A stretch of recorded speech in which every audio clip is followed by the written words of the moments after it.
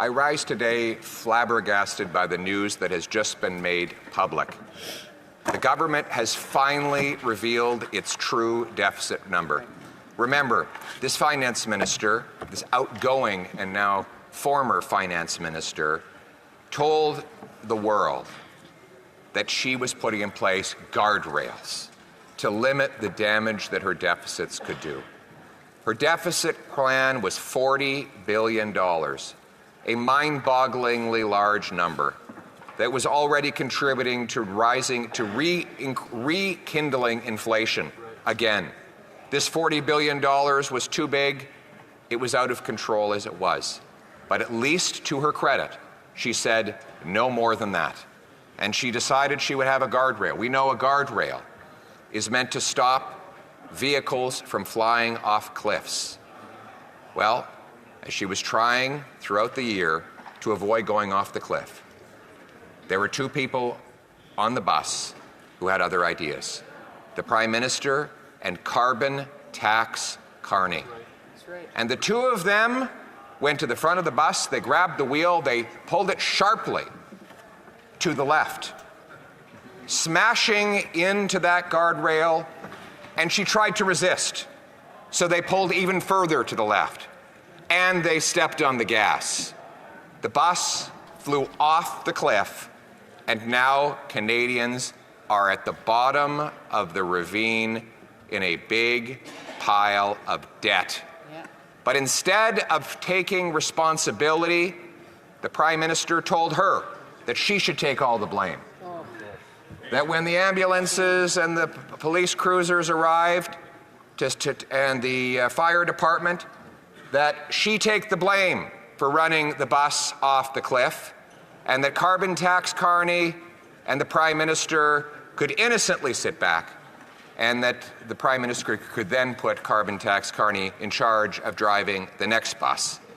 The good old boys in the back room would protect themselves and make the finance minister, the then finance minister, take all the blame. Reminds you of the way they treated the former Attorney General, a brilliant and brave First Nations woman who refused to kowtow to corruption.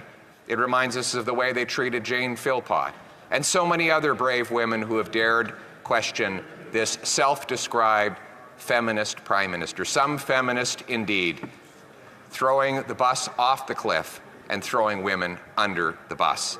That is his real record. Yeah. And his real record on finance, Mr. Speaker, is yet another $62 billion deficit. For context, outside of this government, there is no government in the history of Canada that has ever run a $62 billion deficit. Not even in the 90s when the Wall Street Journal said that we were a third world basket case. Not even during the massive global economic crisis did the deficit come anywhere close to that. And here we are, with the global economy growing, with the American economy booming in stable times.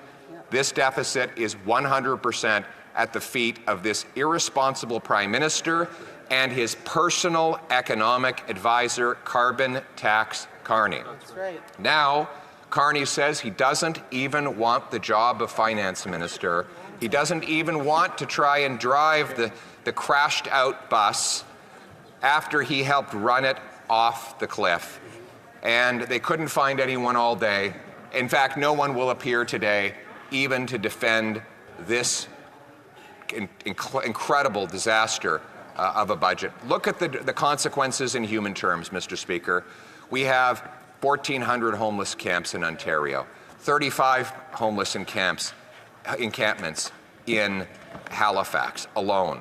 We have 2 million people lined up at food banks. Scurvy is making a comeback. The government admits that 1 in 4 children are going to school hungry every single day. Unemployment is rising, and according to this budget, expected to exceed 7% by the end of next calendar year. The gap between per capita GDP in Canada and the US is now 30,000 in Canadian dollars, 30,000 it was equal 10 years ago. This is the worst gap since at least the Second World War, and some say the worst gap in a century. Canadian workers are only getting 55 cents of investment for every dollar an American worker gets. $500 billion Canadian investment dollars, which works out to almost a quarter of our economy, has left net to go to the United States, where it builds pipelines, factories, warehouses, pipelines, business centers, Canadian investment dollars paying American wages, while our workers go starving for investment and for salaries to pay their bills. When I travel across this country, I consistently meet two types of people. One, those who are a little better off and tell me that, and I'll be very blunt about this, that if I don't win, they will leave the country. And they are very numerous. Yes. But you know, I don't worry about them as much. You know who I worry about? The ones that want to stay here. The ones who can't leave. The ones who don't know, and if I can just use very blunt language, who tell me, I don't know what the hell I'm going to do. I have no idea how I'm going to pay my way. That's right. Wow. I met a waitress at a restaurant not long ago, and she came up to me and she grabbed me by the hand and she said, "You have to win." And I said, "Oh, thank you, I appreciate your support." She said, No, it wasn't a compliment. You have to win. And then she told me her story. She told me that she was working one full-time job and two part-time jobs just to pay her bills. As a single woman in her late 50s. And she was tired of working all the time. So she cut everything out of her budget, every creature comfort, everything she enjoyed about her life, she cut it out so that she could drop one of those part-time jobs. And then one morning, she woke up and she walked outside and her car was gone. And she called her insurance and they said they weren't going to cover the replacement value.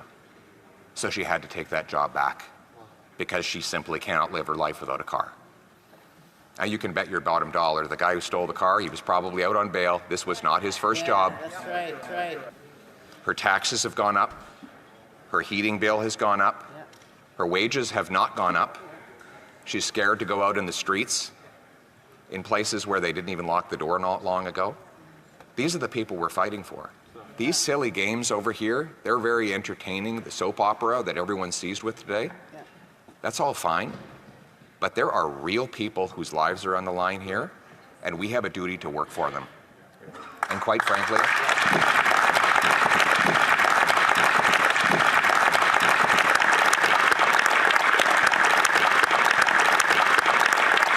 this woman doesn't see me as any, or any of us as any kind of savior.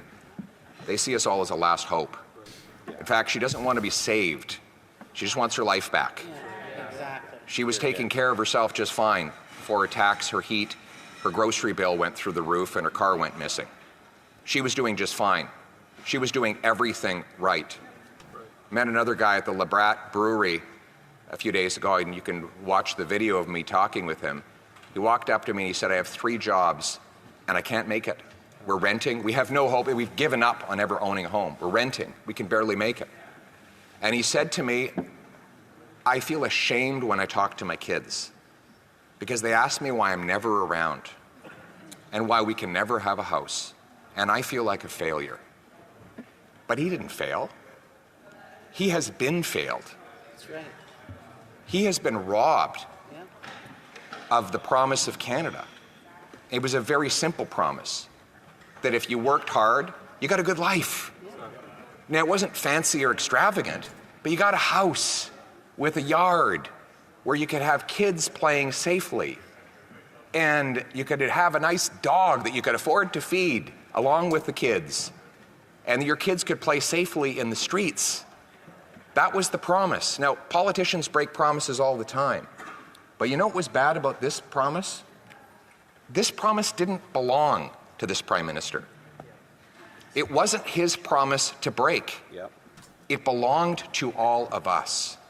And our purpose is to bring home that promise for that young man, that young father, and that older female worker so that they can once again take back control of their lives, live in a safe country where their hard work earns them a good wage, where their rent and their food is affordable, and where when they go to bed at night, They know that they will be safe throughout their sleep and that they will have their car in their driveway in the morning.